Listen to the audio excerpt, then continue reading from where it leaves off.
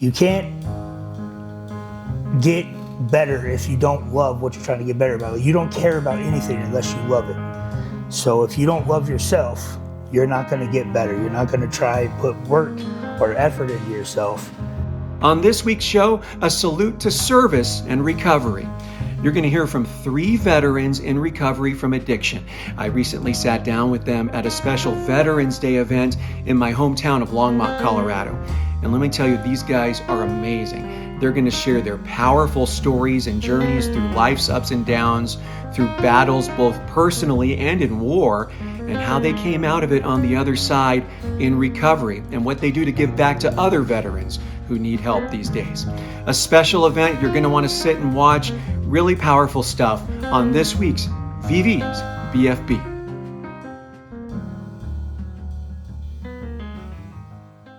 Hey everybody, my name is Councilmember-elect, that's not my name, but I'm Jake Marsing. I am very excited to be able to be here tonight. Thank you to the Moose Lodge, thanks to all of you for coming out to support the mission of recovery and the mission of the Back from Broken Foundation. It's really a cool opportunity for all of us who are from Longmont to be able to be here and support one of Longmont had favorite sons. I think Vic would be among them. And here in Longmont, Vic, it's very intentional that we define Vic Jr. and Vic Sr., right? Because those who've been around for a while know that Vic Sr. is about as critically important to the history of this community as they come. I'm the better looking one. He's the better looking one. So thank you. I see Vic and Ida both are here. Can we give them a round of applause for putting their hands together? Vic is an advocate. You all know that. Vic is an advocate for recovery, an advocate for journalism, an advocate for justice, and for those of us who follow him on social media, he's also an advocate for Colorado sports teams, even when they should not be advocated for. But he is truly a great advocate for recovery, and as Vic moves through his own journey, I'm really excited tonight to listen and hear from him as he shares and hears stories from folks who are in recovery. I think, Vic, if there's one word that would define you, it would be resilience. And you are a true testament to that. So I am very happy to welcome you back, thrilled to listen to the conversation tonight. Let's give a warm round of applause to the 5-time Edward R. Murrow Award winner. Thank you. Thank you so much. Yeah, the mic works. Hi. Thank you, Jim. That was really, really thoughtful, and thanks for being here. And yes, I love my dad. The debate's up in terms of who's better looking, but we'll just leave it at that.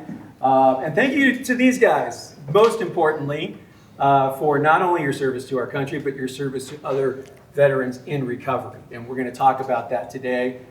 These guys have remarkable stories. And that's what I try and do with this foundation. The foundation, the Back from Broken Foundation, is named after the podcast that I launched at Colorado Public Radio, Denver's NPR station, where I went to my news director one day and said, you know, I want to utilize what I do as a broadcaster and, you know, talking to people and interviewing people, but then also using my experience as a person who, you know, is in recovery.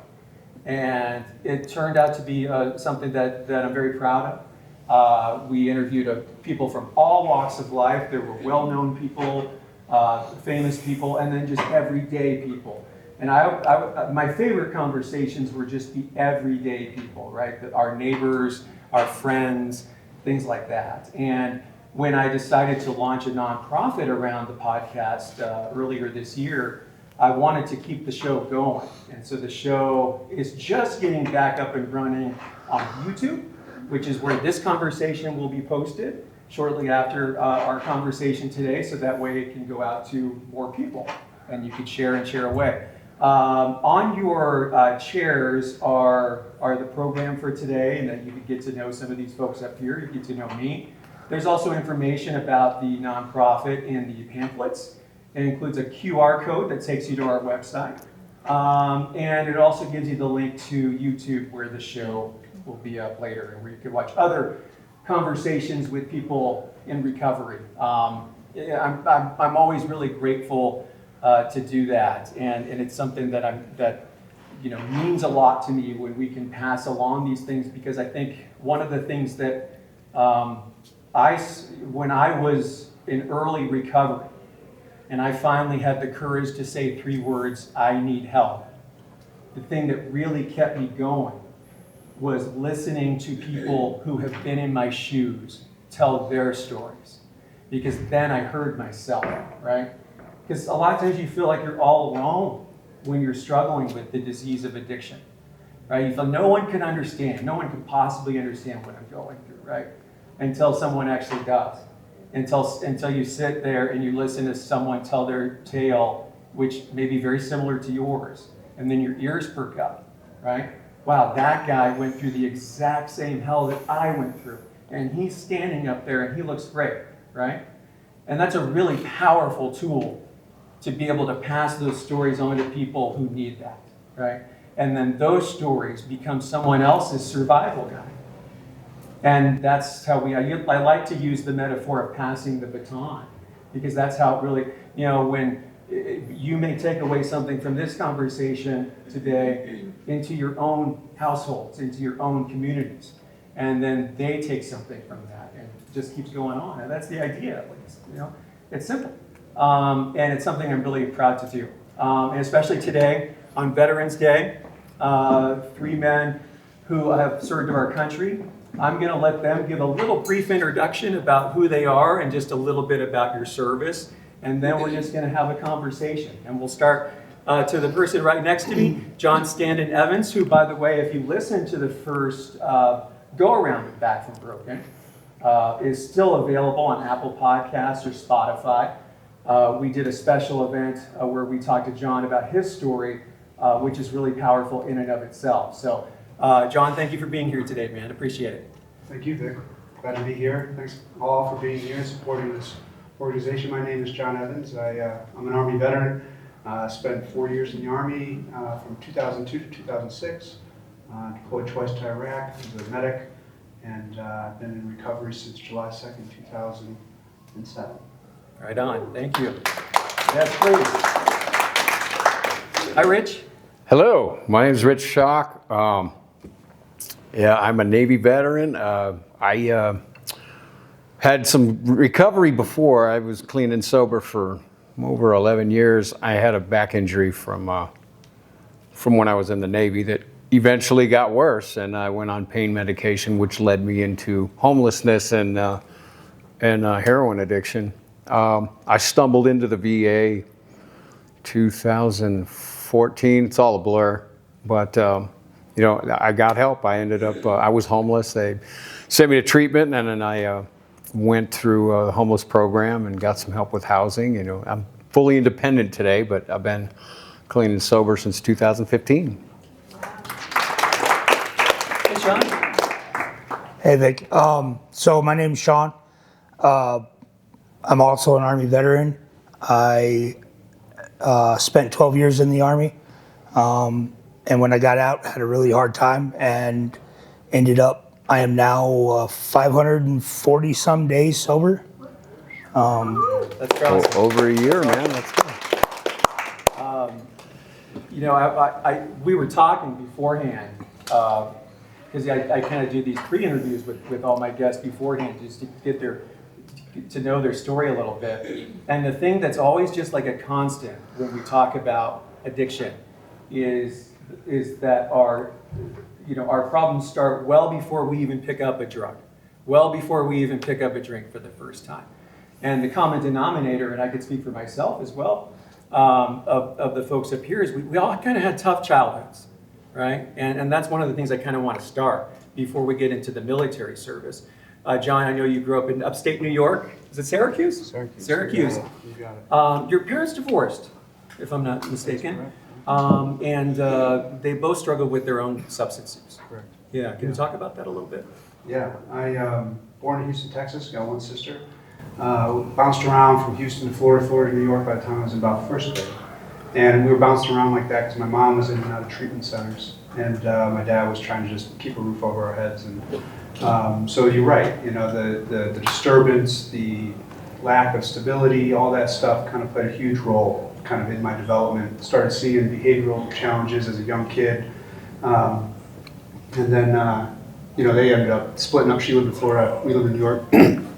And when I was 14, my dad sat my sister and I down and let us know that my mom had passed away. She died as a direct result of her addiction.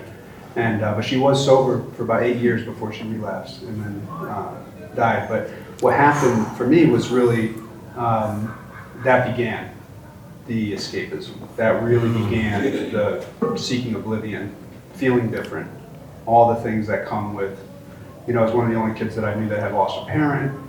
And it all began there, But I had already developed the love for escapism by any means. And so that's kind of, it's in my DNA, really. So that's kind of where it started. And Shaun, you talked about some of the struggles that you had when you were growing up. Your mom's boyfriend, I guess, was abusive.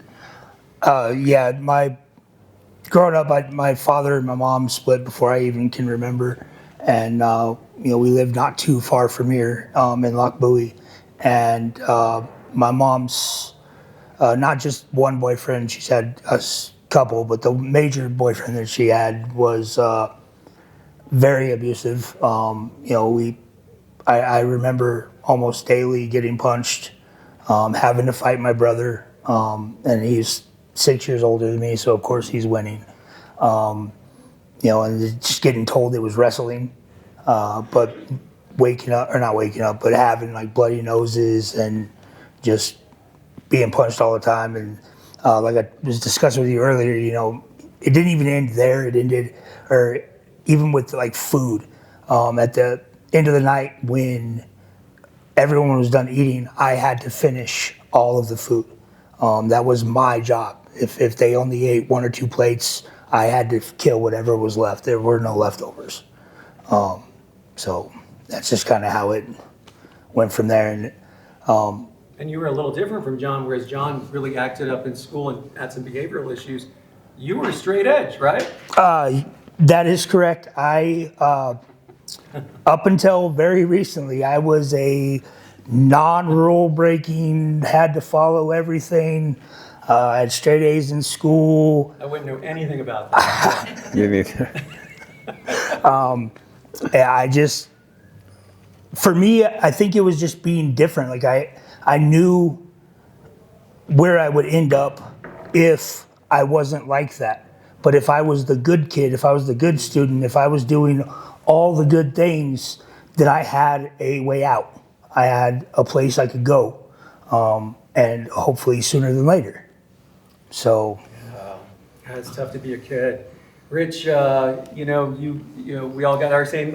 We got our own violins playing, right? But right. I mean, this is really those formative years. They catch up to us, and eventually we got to deal with it and talk about it. You had some struggles with your own father. I did. My dad was in the Marine Corps, served in Southeast Asia, and we're from Detroit, Michigan, is where my family's from. I was born in Dearborn, but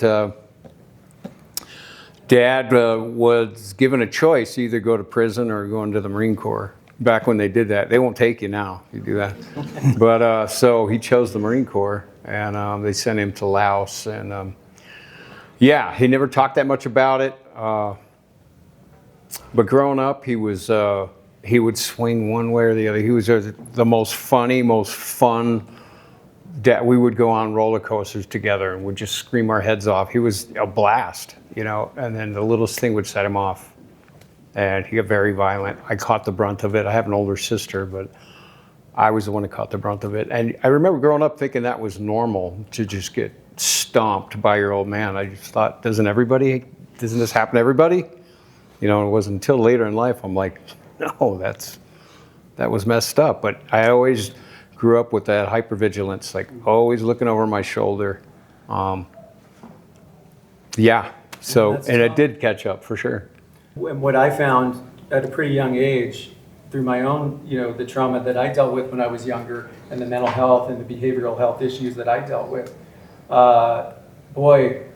it was a beautiful day when I found drugs and alcohol for the first time, right? When I smoked weed and got high for the first time, when I dropped acid for the first time, when I took a shot of tequila for the first time, and you just like, wow, all this pain that I had from when I was a kid and in high school and in junior high and all this stuff that I'm having to deal with that's on my shoulders, this is making it better.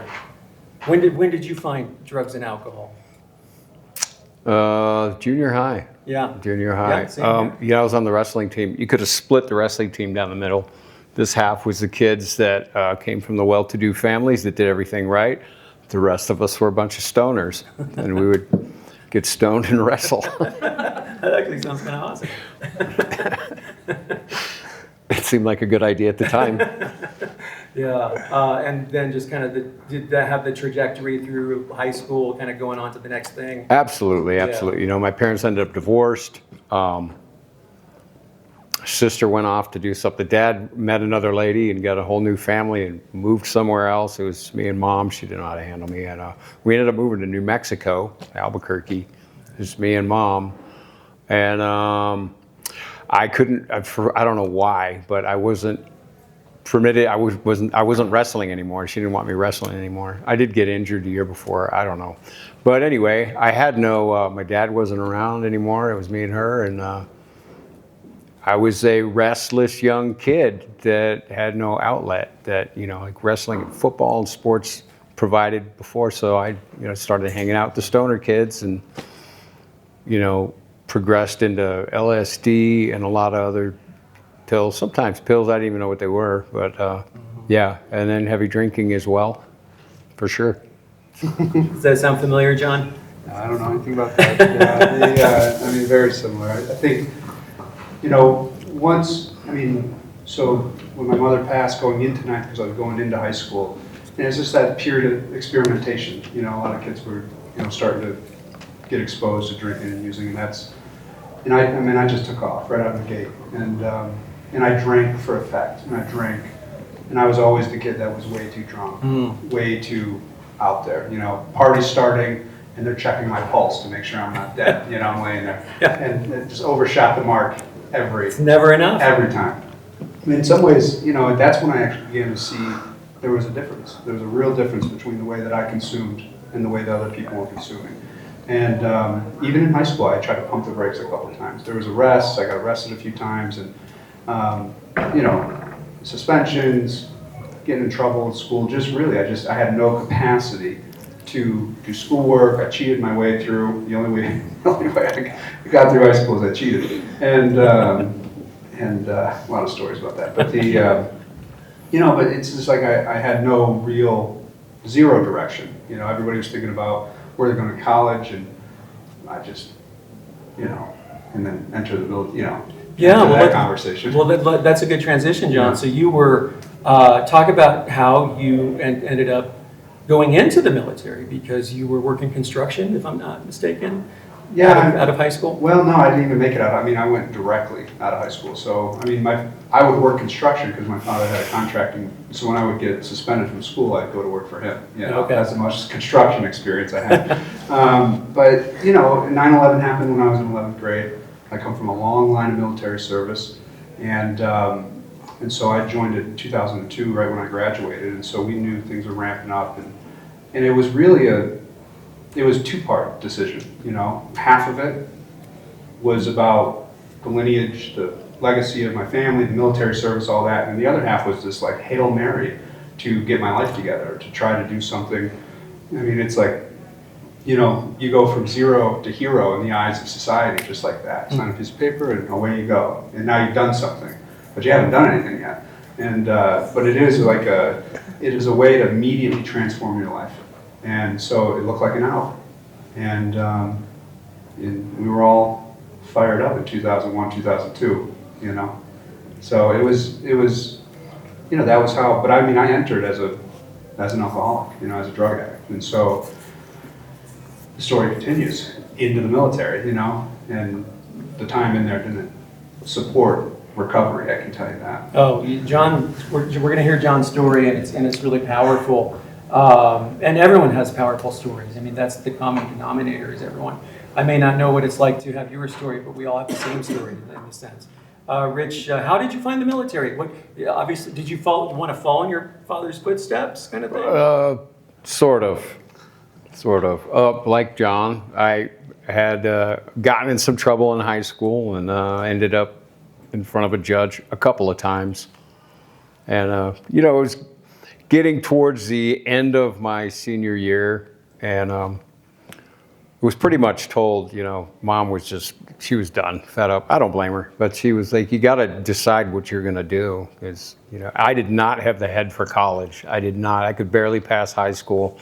I just was not that kind of a learner. You know, I was not going to college like my sister and cousins and everybody else. Now they have master's degrees and beyond, but not me. You know, that was not for me. I actually walked into a Marine Corps recruiter first.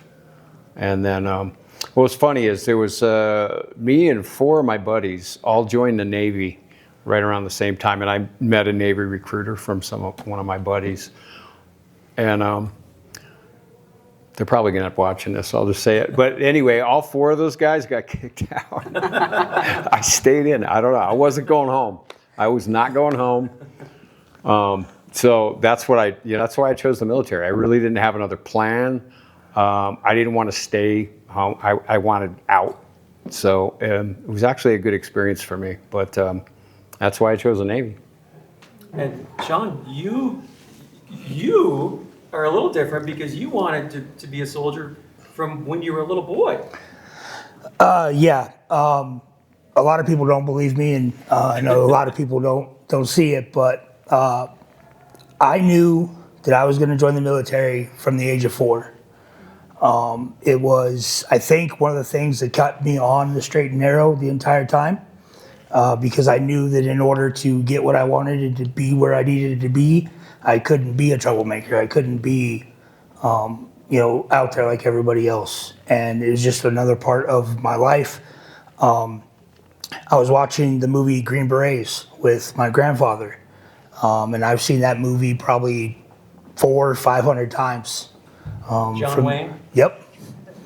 And there was a point right before I joined that I didn't think I was going to be able to join. I had played football in high school, and I ended up having to have surgery on both of my knees.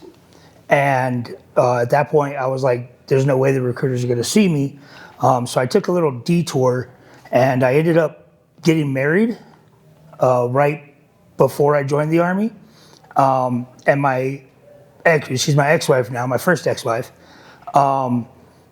She ended up getting sick, and her mom was like, hey, there's no way that we can help you guys with the insurance and stuff. You need to figure something out. And so, unbeknownst to my wife, I went to the recruiter's office that day, told them that I wanted to leave as soon as possible. And by that night, I was on a plane to Fort Benning, Georgia, explaining to my wife that I would be back in a couple of weeks. Wow, man. I mean, I've heard stories about going out to the grocery store and never coming back, but joining the Army and jumping on a plane, that's a whole other conversation. Yeah, that didn't go over so well.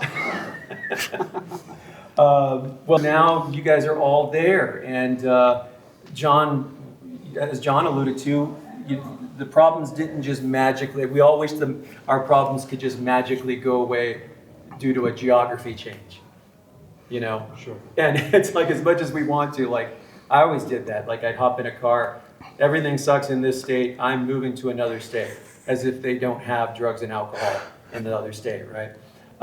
When you joined, what was that experience like, and where did it take you? Yeah, basic training was pretty easy. I mean, you just can't do anything, so that was fine. But the second we got into like our AIT, Advanced Individual Training, down at Fort Sam Houston, the medical, where all the medics go, immediately, the second they give you any kind of privileges, anything like that, we're all kind of out there running and gunning, and it started up again. You know, and there was a bunch of close calls there, but made it through. And then I got to my first unit. They were already deployed. They were sitting in Kuwait.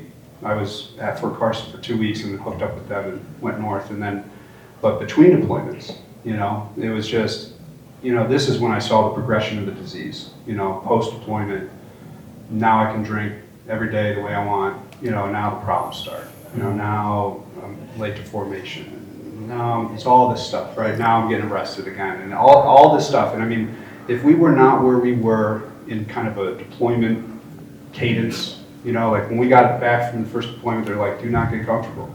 We are going back. Like, and so we were only home for 10 months, I think, 11 months, and then back. And so but that whole time, you know, I drank every single day, using other substances. It just started cranking, you know, because again, I'm 19 years, you know, now I'm 19, turning 20, getting ready to go back for a second deployment. You know, you don't think, you know, as a medic, I saw mostly the product of war, which is the human toll, you know, and so it changes your kind of psyche around mortality. And I didn't think, you know, I'm coming home, you know, and it's like, this might be the last 10 months I get to be a free guy just to do, and it just ripping, you know, and so, but I didn't make it back, and that kept going, and you know, you make it through that thing, and you just keep, and the addiction the arc of my addiction, alcoholism just carried the whole time, you know, and there was just problems throughout. And I was very, very fortunate to be able to, if it wasn't for those 2 deployments, I would have been kicked out. Because my drinking was just, anytime I was stateside, get arrested, Article 15s, which is the, Article 15 is when you get in trouble in the military. Okay. So some kind of behavioral thing. Okay. So I was fortunate that I got out honorably. Because I mean, I was like Rich's 4 buddies here. Well, but you, John, on top of the drinking problems you had, you also experienced a lot of trauma there. Oh yeah. Are you able to talk about that a little bit? Well, yeah, sure. I mean, I think Because as a combat medic, I couldn't imagine. yeah. I mean, I hear that often, and it's true. I think that role itself carries its own particular weight and responsibility. And you know, you put an aid bag on an 18-year-old kid, 19-year-old kid, and it's like, now go work. You know, and you know that you've got people's lives in your hands, and you know, and what you see, it's some of the injuries that you come across, and then you have this like little bag with you that you have to do something with, and the pressure is immense, and there's always question of whether you did well or not, you know, or you did the best you could or not, you know, and so it's like that weight on its own merit or whatever is something that you carry all the time. You told me a story, there may have been a couple stories, so forgive me, where you had to run to a scene, there was an explosion, Yeah. and you got there and it was just carnage. Yeah, that was on my second deployment. That was in a small town called Rabia by the Syrian border, and this is kind of when we were we were helping the Iraqi government stand up their military forces, police forces, and the whole town of Rabia had collected to pray before they went over and signed up their kids to the military service and police service, and a suicide guy wearing a vest walked right in the middle of that and detonated, and it was probably, I think it was 50 dead, times 2 wounded, you know, and we were the first kind of quick reactionary force to the scene, and yeah, it was absolutely carnage, you know, and so that is a particular event that hangs with me, you know, often, and there's many, but there's just, you know, through the deployment, so there's these kind of these events that are peppered through that are, you know, that you remember, and it's not always the big ones, you know, it's some of the little things too that just get you know, so, you know, I think that's a lot of my experience was both seeing a lot of civilians hurt, a lot of civilians, a lot of Iraqis, you know, they didn't ask for any of that, you know, they were just kind of existing in the space, and we kind of rolled in, and they were in between. All the people that are caught in the middle, that's the thing that like probably affected me the most. So. John, you're shaking, or you're nodding your head through a lot of this. Yeah, it's for me, it's, you know, I know earlier I told you a story, but he brings up a really good point. It's the people, it's the guys that were there that we didn't put them there, but the insurgents or whoever put them there, and they had no choice to be there. there's times in my career that I've had to shoot through crowds, not because I wanted to, but because if I didn't, everybody was going to die. And just to think, I don't know if you guys have ever seen the movie American Sniper, where Chris Kyle has that kid in his sight. I've been there way too often, not with a sniper rifle, but with just my M4, and having to make that decision. Like, is that kid really going for this rifle? Is he really going to grab that grenade? Please don't. Please don't. And one of the things that sticks with me, coming up from his discussion, we were in Fallujah at the time, and we ended up getting this huge firefight, and one of our tanks led a round off into a building, and the building was supposed to be cleared, but we ended up pulling a little girl out who was on fire, and that just, it eats you from the inside. Oh, man. Share with me again, Shaun, how long you had a lot of deployments over a long period of time, right? Yeah, I was deployed 4 times, 3 to Iraq and 1 to Africa. And the Africa one on its own, that was the best deployment ever. We didn't get into any real combat. We did take over part of Somalia for Ethiopia. However, that was with their forces. We were just there training them. But the Iraq ones, 2003 when Iraq first kicked off, we were there. I was there when almost every single major battle that is recorded for Iraq, the Battle of Tikrit, the Battle of Mosul, Ramadi, Fallujah, I was there for all of them, and in the mix of it. You told me, and if you're only if you're comfortable sharing, you told me a story about where CNN was involved. Yeah, that's so November 8th of 2003, we on November 7th, me and my first sergeant, we were just doing a supply run. We were attached to the 82nd Airborne, the 1st and 504th, and we were just rolling with them. It was just me and him. We were rolling to Baghdad to get some supplies. And, we're going about our thing. We're not thinking about anything. Nobody's called anything over the radio. Everything's perfectly fine back at our FOB, back in Fallujah. And the next morning we wake up, and me and my first sergeant are eating breakfast. We look up on the TV, and we notice that there's a Bradley fighting vehicle burning on the highway. And both of us are thinking that it was from the night before or something, because, surely they're not filming live as this Bradley is burning. And as the camera goes around, all of our vehicles are marked. And the marks on your vehicles. And both me and my first sergeant kind of looked at each other. We looked back at the TV to make sure. And we both just stood up, ran out to our Humvee. Now, at this time, you're not supposed to drive down any roads without a convoy. Me and first sergeant grabbed in that Humvee and ran out the gate in Baghdad, straight by ourselves, nobody with us whatsoever, which probably wasn't the smartest idea, but it worked. We ended up getting to the Cloverleaf in Fallujah, and which is the name of the area on the highway. It's literally just 4 on and off ramps, but we ended up calling it Cloverleaf because on the map it looks like a cloverleaf. And sure enough, there's a CNN crew filming our Bradley. On fire. On fire. And nobody, there's like 4 or 5 of them. Nobody's running in to try and help anybody.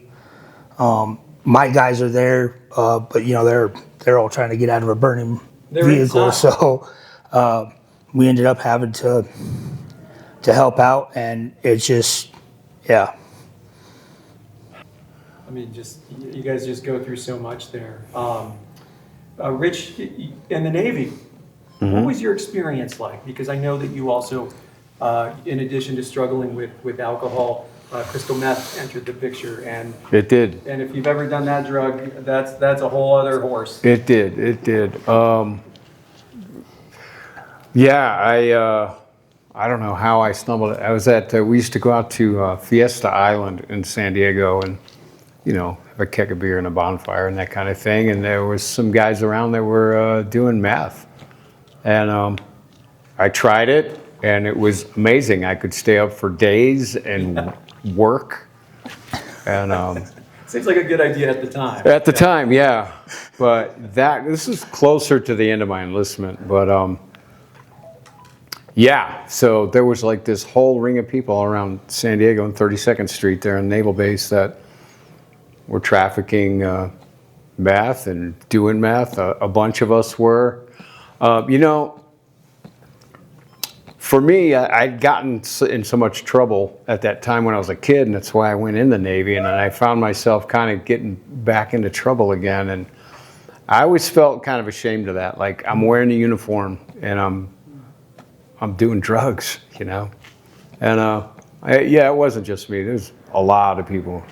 Well, I talk to a lot of vets now that have the same experience, but that always bothered me.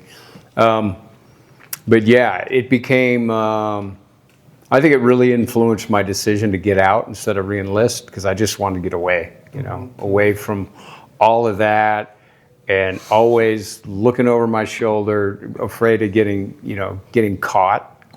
And just the crowd I was hanging with, it's a civilian crowd I was hanging with, it wasn't good.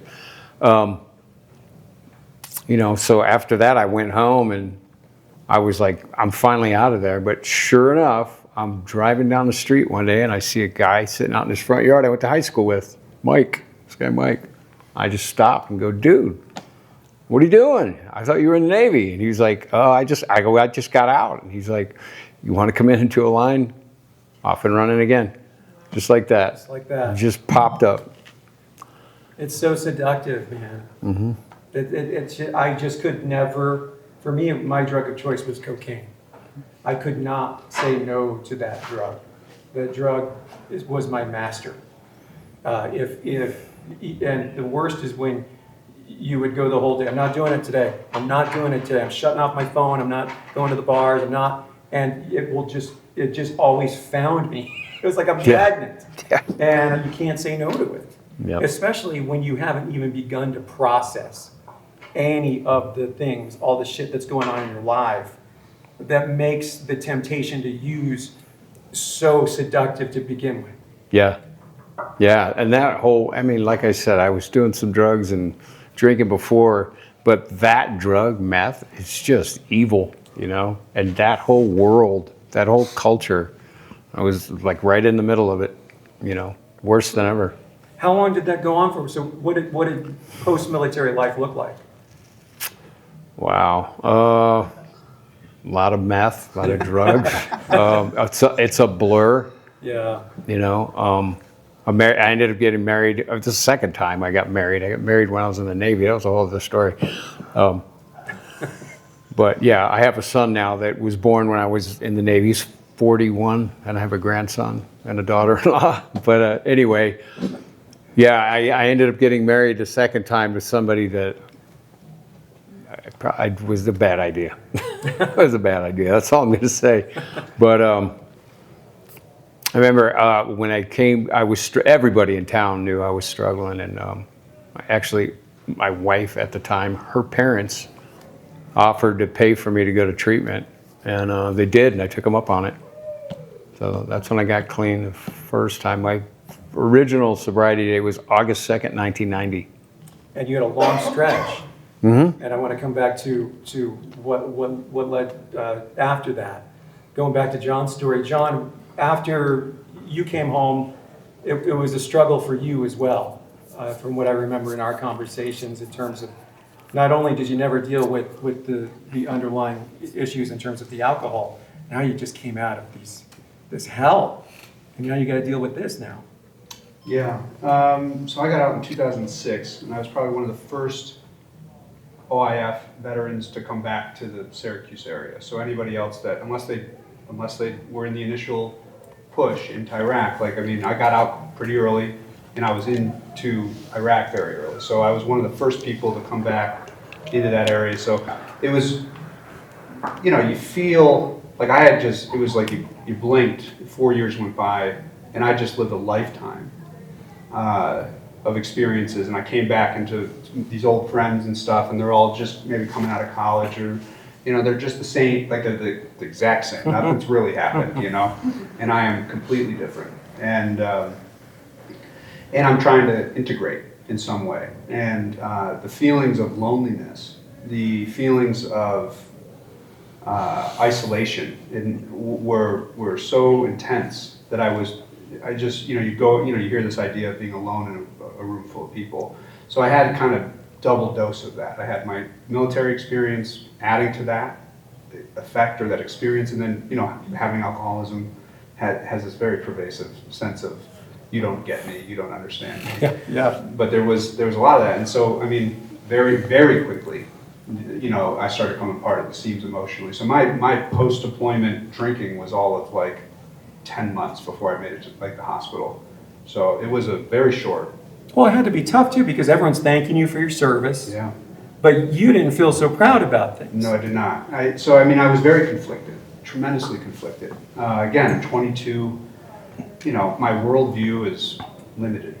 You know, your worldview is limited going in, your worldview is now expanded. You know, what I thought was kind of shattered, and everybody's appreciating. And trust me when I say I'd much rather have had my homecoming than the guys that came home from Vietnam. Yeah. And being kind of conflicted about the service and what we were doing in Iraq really perpetuated and intensified my confusion and not feeling like there was a solid place to step or stand. And, you know, the thoughts of suicide were just daily. And then I would just try to drink that away and try to just put on a brave face and go through the day and try to be a normal human. And, but eventually the drinking, like the volume started turning up with the suicidal thoughts. You know, you used to turn them down, and then it started turning them up. Wow. And it got really scary. You know, it felt like death was breathing on me. You know, that's how like it was close. I mean, it was real dark. And then I called a buddy, more or less said goodbye, passed out. Cops show up, take me to the hospital, and that was the first time. And You then, passed out before you could even attempt anything. Yeah, it was just a sad kind of. Mostly, it was a cry. It was really like, I think, a cry for help. You know what I mean?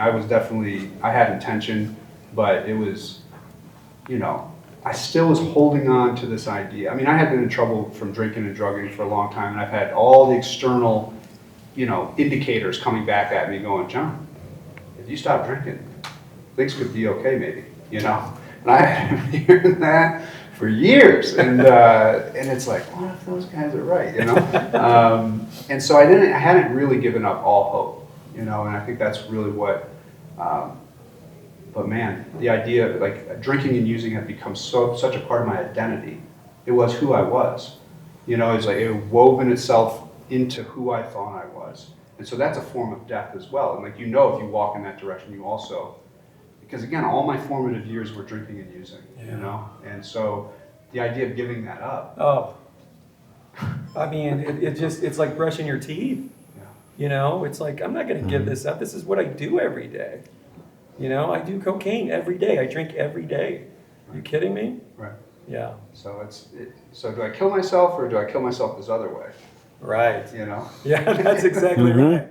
And let's stick with your story a little bit, John, because you talked about, you know, so it was your dad who took you to, it was a VA hospital? Yeah, it was a VA, Syracuse VA. And what was that like? Do you remember, you know, checking in and what Yeah, sure. Yeah, I went to my dad's house that night. The cops were there and stuff, and then he took me, and I said, oh, we're good, you know. And he's like, we're not good, we're going to the VA. Put me in the truck and go to the VA. And he's like, you're going in there.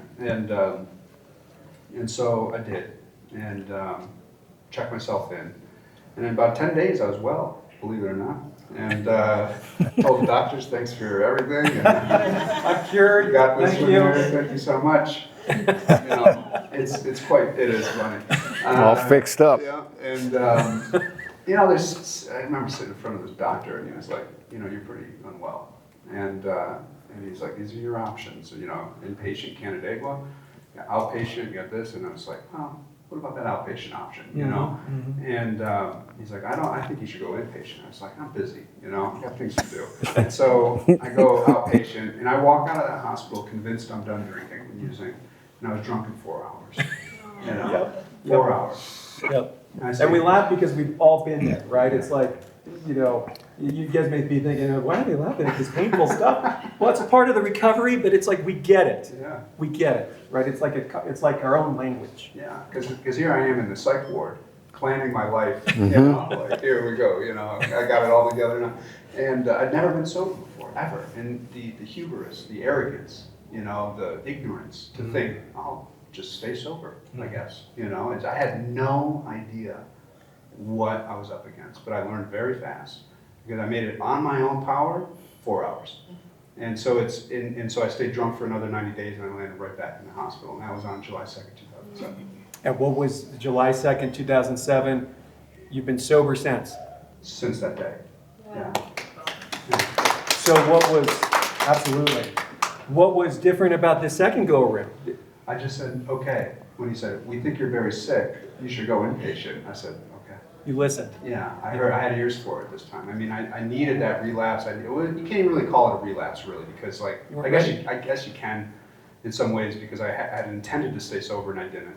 And then I was gonna go into outpatient and lying when they kind of send, you know, they send the sheet around, how long have you been sober? And I, you know, still hung over, like, a week, you know, whatever, you know, making up time, you know, making up shit.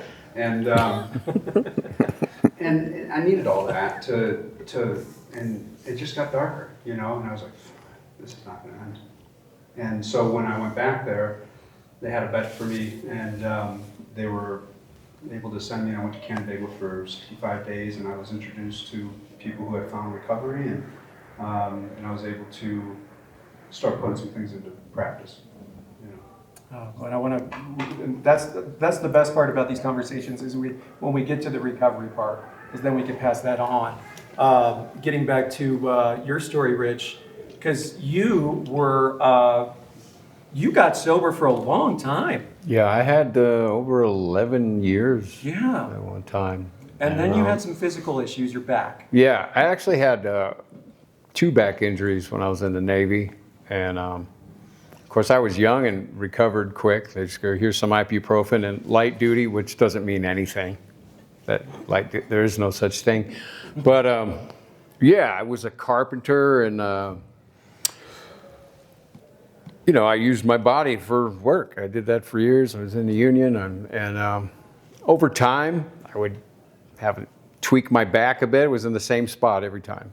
I would heal, move on, and eventually it just caught up to me. And of course, I was married again, and 2 kids. So yeah, it's 3 marriages, 4 kids. So anyway. So my wife at the time, she was like saying, I'm tired of you limping around, like you got to go get this checked out. So I went and I'd already started taking pain medication because I had to work. My kids were little, you know, I had a family, I had the RV and a little boat and a couple of cars and then the bills and the kids and, you know, I had to work. So I'd already kind of started to dabble in that, but she's like, you need to go get that looked at and go get an MRI, and I did, and sure enough, my discs were blown out, pretty much gone. So then I knew, it was like, you know, I knew, it was like, I can't unknow this.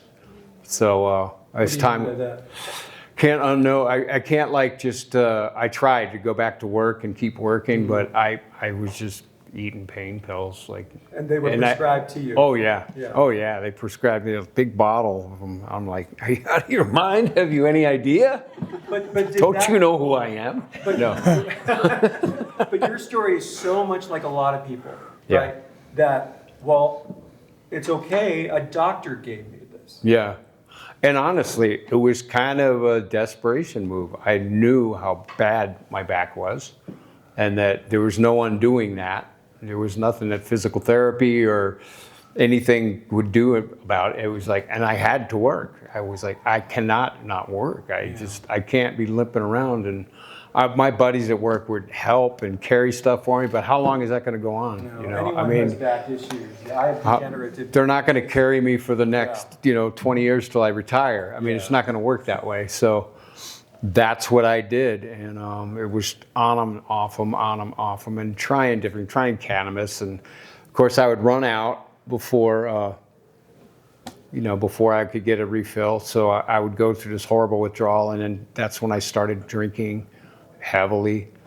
And it was just a downward spiral, and on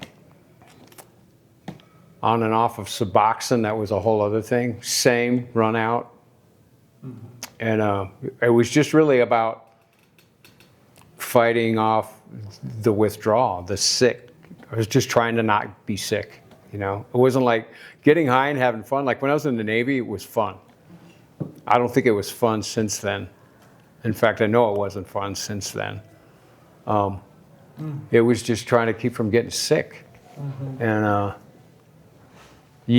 so eventually it spiraled to where I was just a mess. I was just on them, off them, like blind drunk, on, off, blind drunk. And eventually my wife was like, we're not doing this anymore. And she split, took the kids. So that's when it got real dark. And part of that darkness is and everyone's open about these things, right? This is how we talk about this stuff. The next step in the succession is, you can't get a hold of pain pills. Mm-hmm. There's something else that's stronger and cheaper. Yep. And that's heroin. Yep. Just a weird chance encounter. I'd stumbled back home to Albuquerque where my family was. I was a mess. And they were trying to help, bless their hearts. But I just happened to meet a friend of somebody I knew, and same thing, injury, painkillers. He was doing heroin, and he was like, dude, this stuff, it's cheaper, it's easier to find, and it lasts longer. He was right. Off and running I went. And same, run out. But I was helping drive around and make deliveries for this dealer I was getting stuff from, and it was bad. It's hard. Yeah. Shaun, your mental health had it really interesting, in terms of how you eventually came to terms with it, because you had told me that you had struggled with a couple of issues, one from all the way from childhood, but you never even got a diagnosis. And then the experience of war, also with PTSD and trauma. After you came home, when did you start to kind of piece that together? When did you start kind of finding out what was going on mental health wise?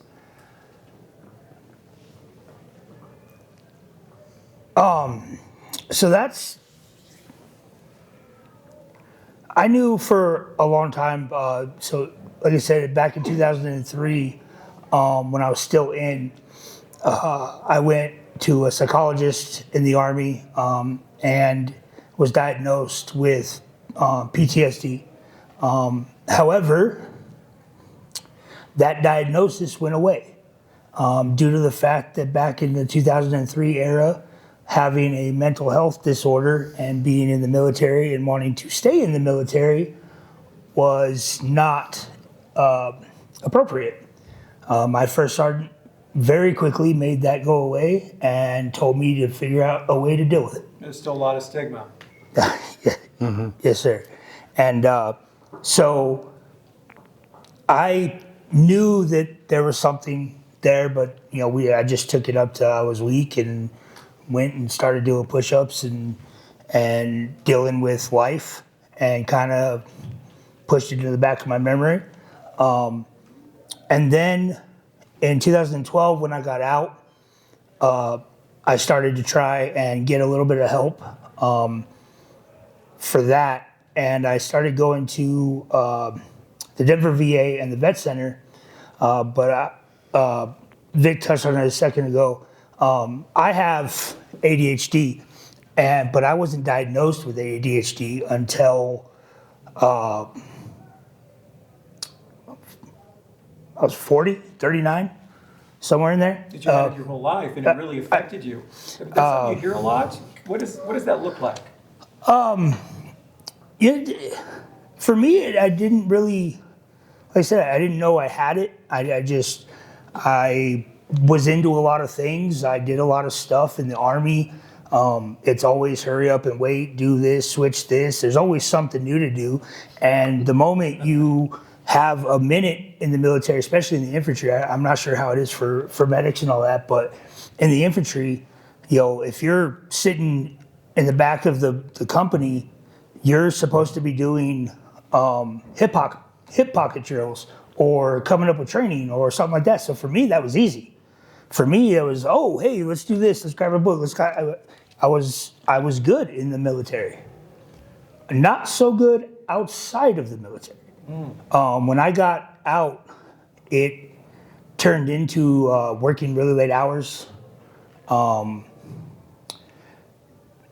to be with my family all the time, but still just working. I mean, back when COVID hit and when most of my issues started, I was coming home and I would eat dinner with my kids, but then I would get right back on my computer and just work until 3 in the morning.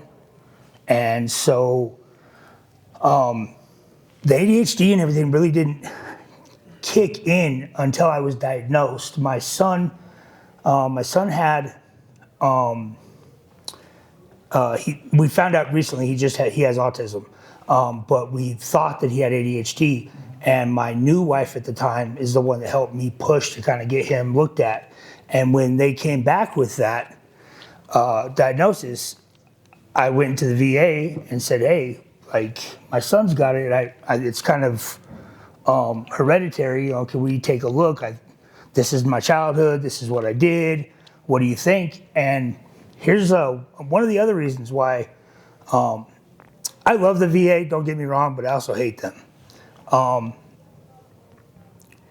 they did was give me pills. They gave me Adderall, and they didn't give me therapy. They didn't give me anything like that. And I don't know if anybody has ADHD or if you guys know, but it's kind of like a mask comes off. And all of a sudden I was a different person. I didn't know who I was.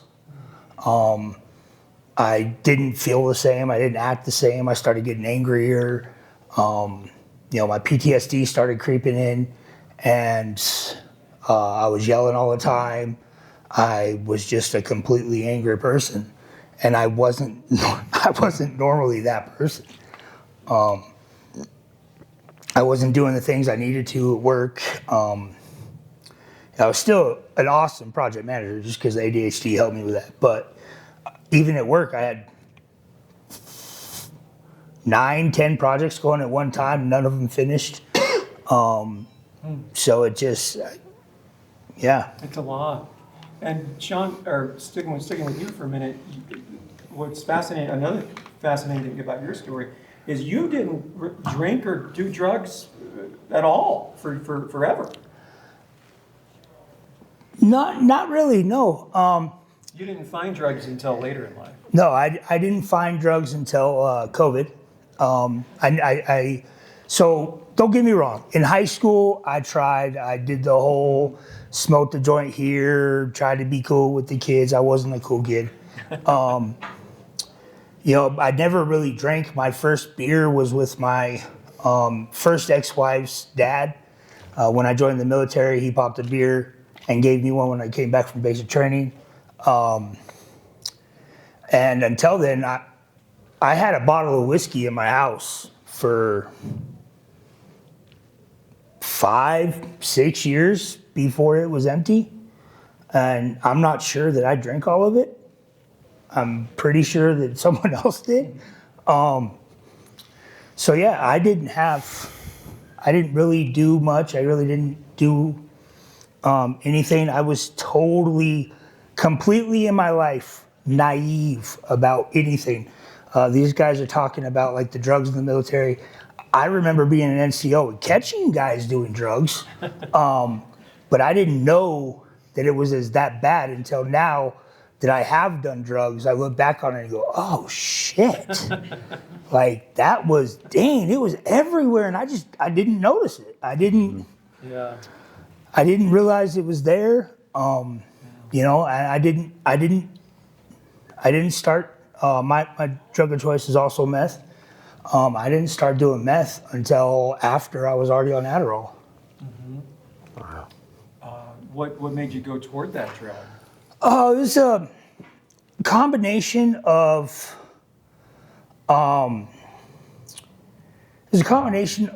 just of COVID, that whole depression and not being able to work and everything not going right.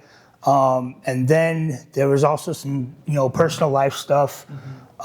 Me and my second ex-wife, which this is a funny story when I get to it, but me and my second ex-wife, we weren't doing that good. We were doing okay, but she had been using drugs for a little while without me knowing. Like I knew she had used them in the past, but I didn't know that she was currently still using them.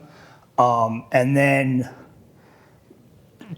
to make it quick, you know, once I found out she was using, I just started using with her. Yeah.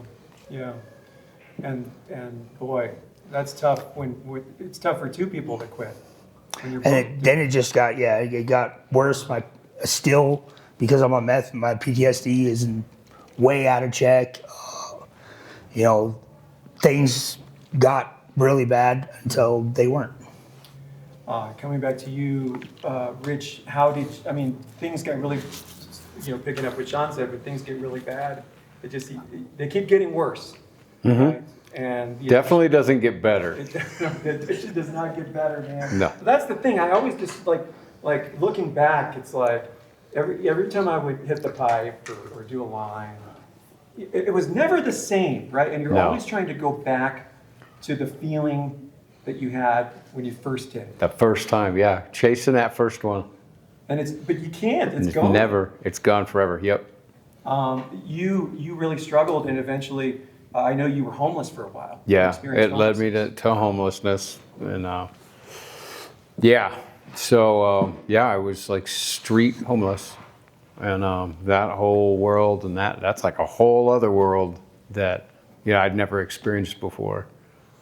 Sleeping on the street or in a park or at the mission or wherever, you know. That was, very, very dark. How did you come out of it? When did the light come into the picture? I had been to detox many, many times. And, like John, I would leave and I was all fixed up and immediately, right back to it, immediately. Mm-hmm. And unfortunately, I ended up getting off the heroin. I didn't have any money, so I couldn't get a hold of anything. It was easier to get a hold of booze, but that heavy drinking was really towards the end. That was the worst part. A fifth or more, sometimes two a day, every day. People are like, how did you get all of that? I'm like, I figured it out. I figured out ways. Yeah. But I'd been to detox a bunch of times, and I was getting divorced. I kept thinking about my kids. I mean, that was the worst part. Drugs and alcohol is a lie. And everything that goes on inside of our heads, especially when we're loaded, is just a lie. It's not true. And I'd gotten to where no matter how drunk I got or how loaded I got, I couldn't stop this. There was no stopping it, and I got to a place where I just wanted to die. So that's what I did. When I stumbled into the VA, I told them I just want to die. I can't do this anymore. And swoop, they took me in, and it's all a blur. But I did end up in inpatient treatment. Outpatient was not working because I kept showing up. You can't show up to treatment loaded. It doesn't work that way. Write that down. No. So I did go to inpatient, and when I got out, I did come back, and I went to some assistance with housing. Yeah, I ended up getting my own apartment, started working and all of that, and actually own a house now. I didn't think that was going to happen, but yeah. Was it the experience that, because you had gone through recovery before? Yeah. Was it easier this time around? No. It was harder. I think it was harder in the way as how far down I got. Yeah. Because I had everything I had accumulated that whole 11 years was because I was clean and sober.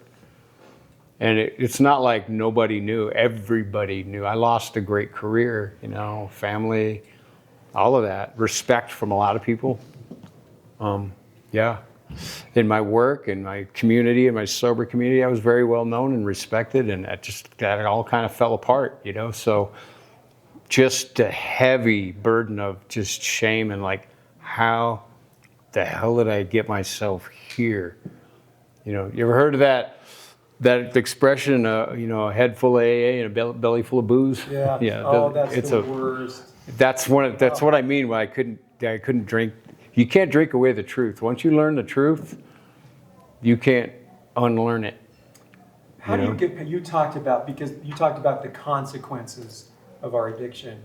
How do we move past the shame? Because we could beat ourselves up so much.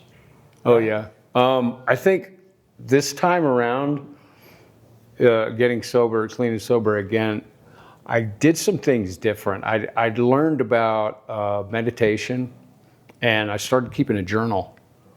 And I think that's been pivotal in my recovery today, is that I've learned about my thinking. They told me my thinking's been the problem all along, from the get-go, since early adolescence? I don't know.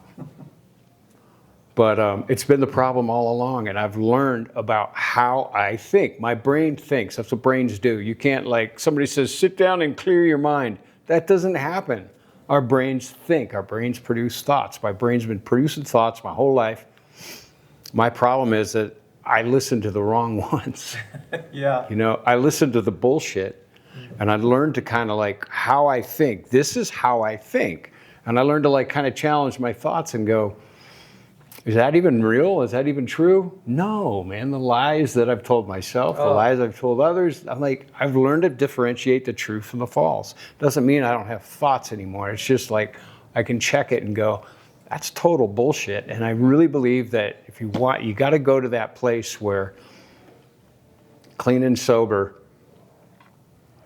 where you learn your truth, know your truth, what that is. And it's all different for each and every one of us, but when we can just separate the true from the false and decide to follow the truth and actually challenge the false and go, is that even true? No, it's not. Our disease will always try and talk us into anything. Yeah, that I don't know. It's I think a Native American story about the tale of two wolves. Mm-hmm. One is darkness and anger and hatred, and the other one's love and compassion. It's which one grows? The one you feed. Yeah. It's that simple. Doesn't mean I'm an expert. I still wake up in the morning this, what? But, that's pivotal. And I think that started this time in recovery, where I started learning about in my own thinking. I think like that. Am I nuts? I call my voice, my voice is, I call him the music man. Yeah. For the old musical movie, where he's a con man. Comes to small town. I'm familiar. Yeah, convinces the town that they need band uniforms and whatever, and he's a con man. He's just trying to. So my music man is always trying to con me. You're on the golf course. It'd be nice on this round. It's a beautiful summer day. Let's just have a beer. Yeah, just one beer, right? And it's but what the music man doesn't tell me is what that one beer leads to. Which for me, there's a crack pipe at the bottom of the glass. Mm-hmm. Yeah, 8 days later. John, you talked about entering recovery, finally listening this time, opening your ears. Where did that take you? Because that eventually took you to a career in the VA. Yeah, it's true. It's an interesting kind of full circle situation. But I came out of that treatment center. I started going to kind of recovery meetings every single day for many years, and got very, very involved. And, and found a group of people that were very serious about getting sober and staying that way. And I've taken a long, winding road to get to employment at VA, but what happened was I too have an ex-wife, and I'm the only one who does it. I should join the military. I think that would have worked for me. But yeah. You'd have a collection.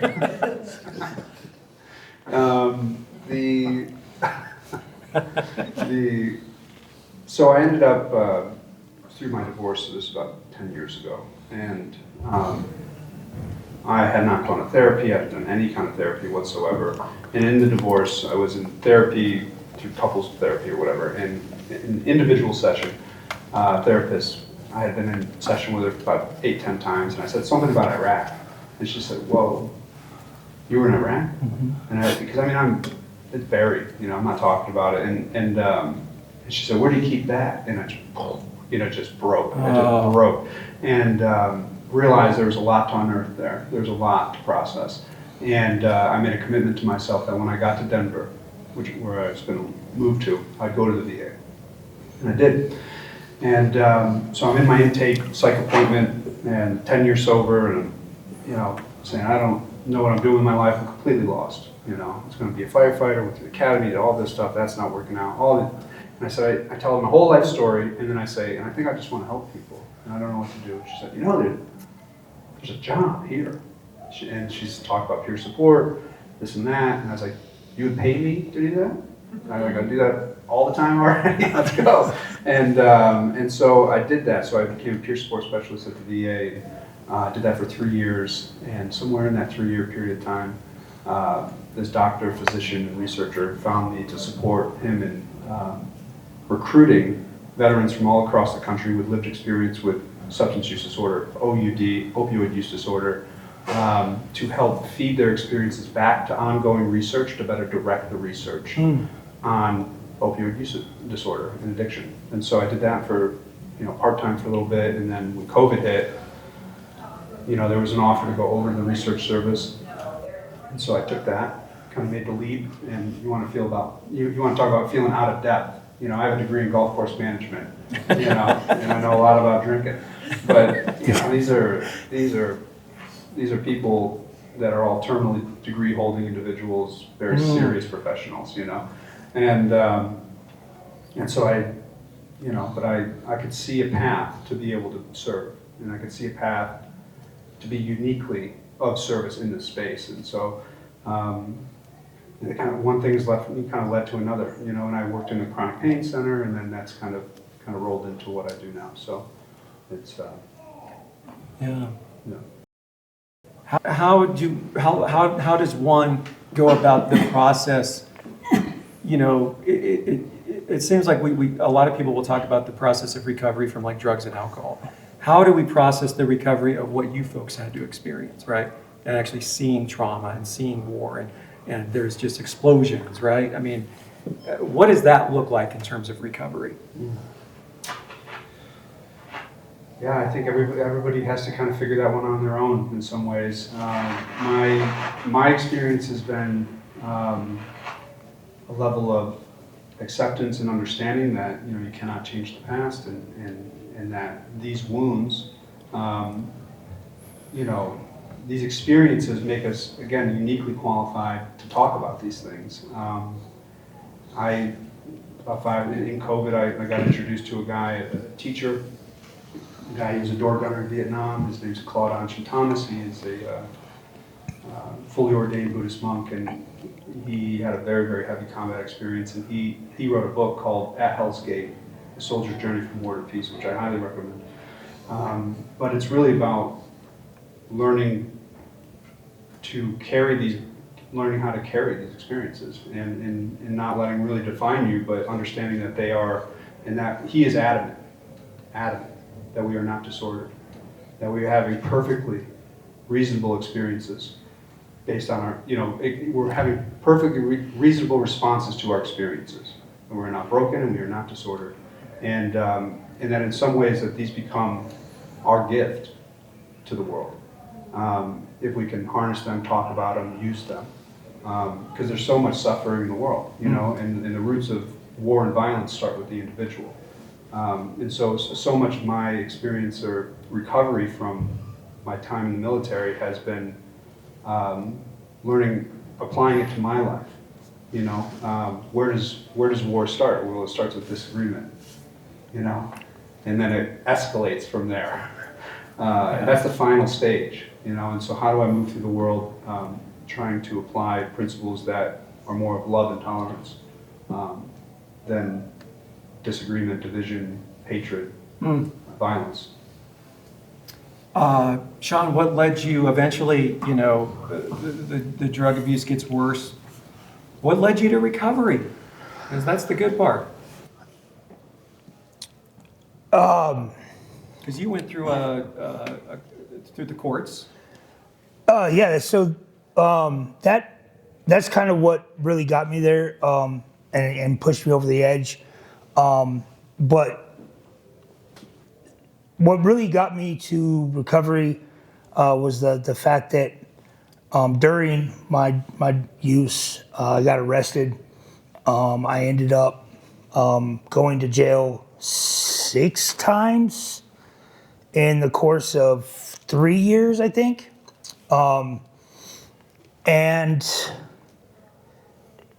it gave me an opportunity. Like I said, I don't love the VA, but I do like them. They're there, they're helpful. But at the time, I really hated them. I had tried to go and get help, not necessarily for the drug use, but for PTSD. And I was kind of one of the lost souls that kind of got pushed around, pushed out. I got told not to come back because I was missing appointments, mostly just because my PTSD and my ADHD were so bad that my phone could go off and tell me that I had an appointment, and I would look at it and just act like I didn't see it, like it just wasn't there. And so I got into vet court, which is a veterans court. And you know, I was still doing some of the bad things. I was still, because I was taking Adderall, I could kind of hide the fact that I was still using meth and get away with it. Because my drug test, no matter what, we're gonna pop hot anyway. And so my probation officer just kind of went with me and all that. And one day he decided to run a test on it and figured out that I was actually smoking meth and it wasn't just my stuff. And things with my ex-wife were kind of still escalating. They were still getting we weren't in a bad spot, but we weren't in a good spot. You know, that whole time, we were fighting with homelessness. We were, at one point, we technically had an apartment. We just weren't paying for it, and they hadn't kicked us out yet. And I was doing everything I could with my VA disability to keep them in hotels and make sure we had stuff going on. But then what really turned it around was when he told me that they had caught me. I was working with the Veterans Court, and I was in my phase 3, which is almost to the point where we're getting out. And my judge was just like, listen, we're gonna try and get you into inpatient, but we're sending you to IOP, and you're gonna have to do the IOP until we get into inpatient. Well, it took a very long time for them to get me into inpatient. I almost completed IOP, and so I was trying to argue and be like, no, look, I'm almost done with this. I'm doing better. You know, I was kind of trying to go down that route, and I had a discussion with my ex-wife, and she kind of just told me that needed to be truthful, and I needed to be open, and that going to this inpatient treatment was probably going to be the best thing for me. She was at the time working on getting herself sober and getting my kids and her housing. She was up here in Longmont at the Safe Shelter for St. Vrain. She got in touch with those guys. She was getting her whole thing together, and we had that conversation. And I still didn't want to. I didn't know how I was going to make it to Hot Springs, South Dakota, where the courts were sending me. My car at the time was an extreme piece of shit. I decided, okay, I'm gonna do this. I'm gonna be open. I'm gonna stop blaming people. I stopped blaming the VA. At the time, prior to this, I was even blaming my ex-wife, saying it was her fault that I was starting the drugs, that, I wouldn't have done it if it wasn't for her, which that's just all a circumstance. That doesn't mean that if somebody else didn't offer me drugs, that I wouldn't have taken them. Yeah. I was just trying to blame other people. That's what the addict does. Yeah. And Flamethrower. Blame float. I like that. Blame float. That's a tongue twister too. Blame thrower. Yeah. And so I literally driving to South Dakota. I'm stopping every 100 miles or so, filling my car up with antifreeze to make sure that I can get to where I'm going. Wow. Longest drive to Hot Springs that ever could have been. I think a 5-hour drive turned into 19 hours or something like that. It was not pretty. But it was fun. I had my guitar with me. Car would break down. I'd sit on the side of the road, play my guitar, wait for it to cool down. That's a good attitude. Yeah. Because of vet court, they'd give me enough money to get gas and to get antifreeze. I had 15 gallons of antifreeze in the back of my car, so I knew what was coming. I just had to get there. Yeah. And I was going to do everything in my power. I think I left 2 days early to make sure that I got there on time, or like a day and a half early. It was something insane. Good for you, man. But then once I got there, my whole view of the VA changed. Hot Springs, South Dakota, if you have a bad opinion of the VA, go there. Hot Springs is considered the veteran town. Every police car, veterans town. Okay. It is, they saved my life. There's a couple of counselors up there that literally told me the same thing. You can't, they kicked me out, but they kicked me out because I missed appointments. They didn't offer me everything I needed, but I could have asked more. I could have gone farther. I could have pushed to get something. So it wasn't just their fault. It was also mine. With my ex-wife, it wasn't her fault that I did the drugs. That's mine. I have, I've come to find out recently that I have a problem if somebody offers me to do anything with them, whether it's play video games or drugs or any of that. I have a tendency I want to be liked, so I'm going to sit down and play video games with them all day because that's who I am. But I've started to learn boundaries and stuff that they taught me there.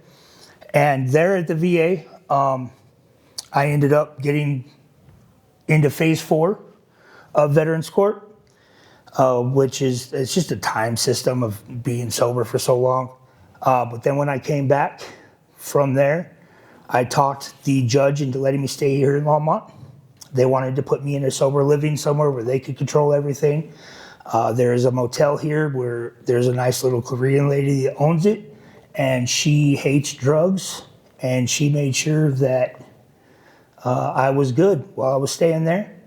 And the VA, Nathan Fatone with the vet court helped me get HUD-VASH. And then they started talking to me about what I wanted to do. And just like John here, I started looking into peer support. Good for you, man. And you've been sober for how long now? 540 some, 18 months. We'll just go with that, 18 months. And you wanted it, man, that drive. Holy cow. Good wow. for you. That's incredible. The bad part is, and I try. I am starting to get to the point where I can actually volunteer at the vet court now, and some of those guys are going to learn the same lesson I did. You have to take the chances they give you, or you're going to end up in jail. And I'm not going to jail. I spent 20 days in there. I'm not built for jail. Mm-hmm. Jail is not for me. Good for you, man. Where do we find that? I mean, where's the line between, like, obviously we had to take responsibility for our actions, but then we also got to find self-compassion because we can't beat ourselves up forever. Mm-hmm. Right? That's a tough kind of line, right? Mm-hmm. To meet. How do you guys find that in recovery? Because spoiler alert, like the world doesn't stop moving. Like the bad things around us don't stop once we're in recovery. Mm-hmm. As I'm finding out in recent months and years, shit happens. Mm-hmm. Life on life's terms. Mm-hmm. How do we, that's the evolution. That's the, how do we live life on life's terms continually? And that's tough. It's not an easy thing, right? Rich? I look at it this way. I don't have to live life on life's terms. I get to. I get to. I love that. I'd love to say I've been given a second chance, but it's more like the probably 15th, 17th. I don't know. I stopped counting. But I get to. I get to. I got an opportunity when I was given an opportunity to get some help to get clean and sober, and I took advantage of that. I got to do that. I got to choose that, and I really believe in, like, tell you to keep a journal. I really believe in, like, journaling about gratitude. Wake up in the morning, the two wolves are brawling. Yeah. I can decide which one I'm going to feed. And I start my day that way a lot. With a little prayer and meditation, and I journal about gratitude. Look at all these things that I get to do. I remember after being homeless and getting some help from the VA, and I totally bought a house a few years ago, and I didn't think it was going to happen, and somehow it did. I own this little house. It's not massive, but anyway, I bought this little house in the first winter. Remember when I was homeless, I had these like Chuck Taylor Converse tennis shoes that I wore, and my feet were like freezing all the time. My feet were constantly frozen.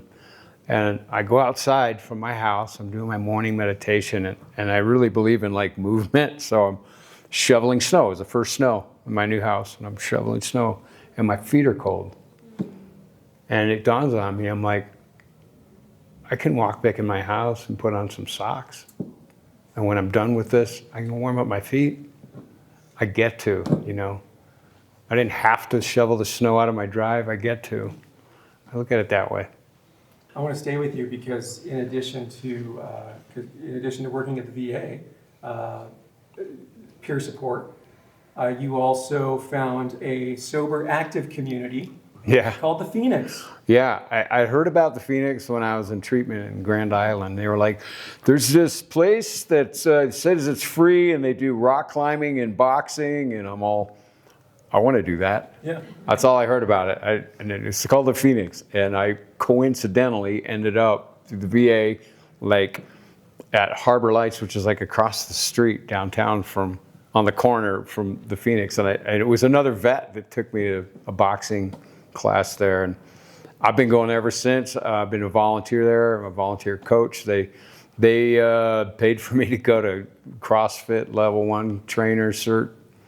I've been a part of that community ever since. So to call it a sober gym is an understatement. There's more that goes on there than just going and throwing weights around or going boxing. Or there's yoga, there's meditation, there's all kinds, there's book clubs, there's meetings online, there's meetings there. I discovered, Recovery Dharma from going, that's when I started getting into meditation.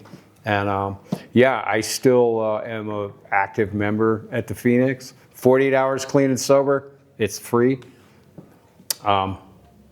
You can donate if you want, but you don't have to. It doesn't cost anything. But I love that place because it's about, I'm really into health and mind, body, spirit, and fitness. But it's the conversations I have with people in between sets, in between classes. I do a Friday morning open gym there. I'm there from like 7:30 till 10:30 every Friday. And sometimes you get folks fresh off the street that just walk in there, and I greet them. That's great. What's that? When we just start to hang out and we share stories and then do some deadlifts and talk, and I don't know, I just love it. I love that organization. I've been part of it for 10 years now. That's great. And John, your career at the VA has evolved. If you could talk about that a little bit. Sure. Yeah.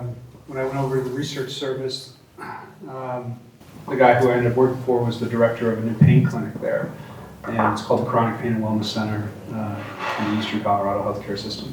And I became a health and wellness coach there, and it was a really new clinic, and so they were doing kind of program development and what it's going to look like and all that. And so I pitched an idea of what if we took a recovery model towards chronic pain, which would look like a peer-to-peer model. It's called mutual self-help or mutual aid, where it takes somebody with the condition to help somebody else with the condition. We've seen this very successful across many domains in the recovery space. And so he's like, yeah, let's try it. So he wrote it. I said we, but he wrote the grant. I gave him the idea, he wrote the grant. And we got the money. So we did 1 year, that's 4 years ago. It's called Vet to Vet for Chronic Pain. And what we did was we located 4 veterans who live with the experience of chronic pain, and we trained them to facilitate the group, chair the meeting, run the meeting, and we populate it with any veteran that wants to just come and show up. And the basis of that is also storytelling, what it was like, what happened, what it's like now, as it relates to their pain journey. And every veteran has the opportunity to share their story in that space. The facilitators are encouraged to share their pain journeys, and the stories are remarkable. And last week we launched our 16th group nationally, and so we are plodding right along to try to really bring this across the entire VA system.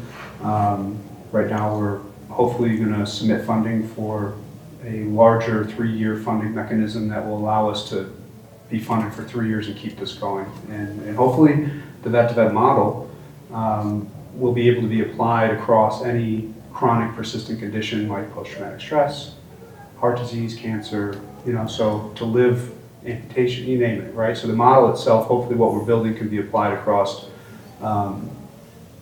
any point of suffering, so. Oh, that's incredible, man. Yeah. I want to ask you too, I guess we've been here for a while, and I want to thank everyone for being here. I told you the time just flies when we have these conversations. Just really powerful stuff tonight. I want to thank you guys. And I guess the question I have is what advice, kind of just a general advice, piece of advice, for the veteran who is still struggling, right? The veteran who is still struggling with drinking or drugs or mental health issues. You guys have been through it, man. You have been through it, and your stories are remarkable and inspiring. What do you say to someone who's struggling and says, I just can't, life is hopeless? It's not. I would say do not give up. That recovery is absolutely possible. And there is help out there. And it's a matter of kind of what are you willing, Shaun was talking about, like, what are you willing to do to get it? And it is available.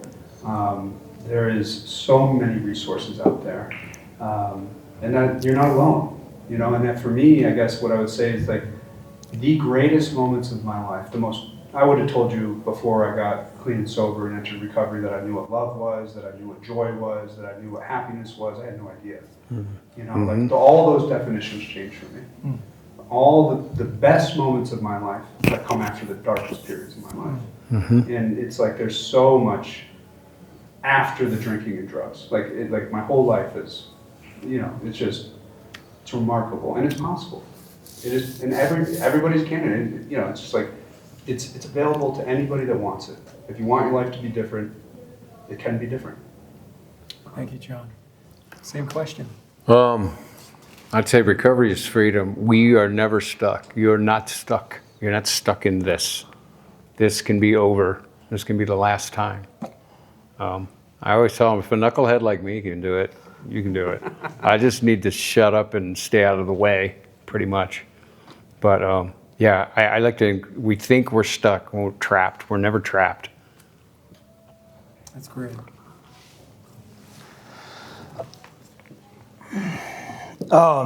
So, yeah, for me, I would just tell them to always be truthful.